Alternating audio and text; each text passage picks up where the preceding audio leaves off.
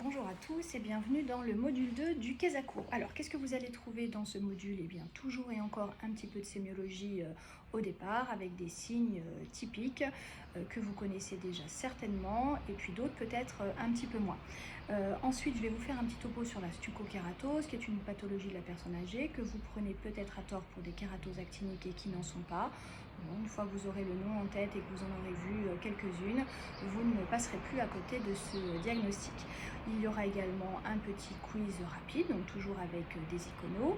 Je vais vous parler ensuite de l'herpès circiné de l'enfant. Alors ce topo il est important pour éviter déjà plusieurs écueils. Très souvent vous traitez un petit peu de façon aléatoire sans faire de prélèvement et ensuite vous vous retrouvez dans des situations compliquées, d'échec d'un antimycosique, donc vous pensez que c'est un autre diagnostic, ensuite il y a des corticoïdes et on se retrouve avec une pathologie un petit peu abâtardie et on ne sait plus ce qu'on traite. Et puis donc vous savez qu'il n'y a plus de griséophiline sur le marché, que désormais on traite l'enfant avec de la terbinafine selon le type de teigne, selon l'âge. Donc je vous ai fait un petit arbre décisionnel avec les recommandations pour traiter l'herpès circiné de l'enfant. Voilà, je vous ai fait également un topo sur les fausses teignes amiantacées, croûte de lait, dermite séborique, psoriasis du cuir chevelu avec des ordonnances types, puisque c'est une pathologie que l'on rencontre de façon fréquente en cabinet.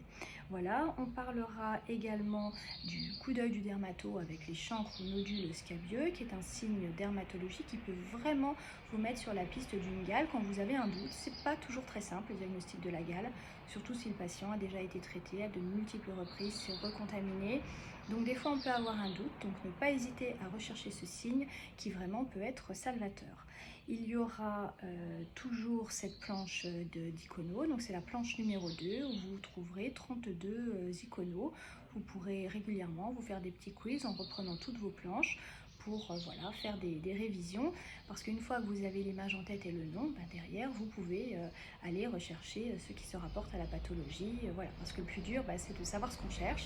Donc une fois que vous saurez ce que vous cherchez, après voilà, vous pouvez taper sur Google et trouver toutes les informations qui vous intéressent sur la pathologie. Et bien voilà, je crois, oui, que nous avons fait le tour pour cette session numéro 2. Voilà, travaillez bien, à bientôt, au revoir.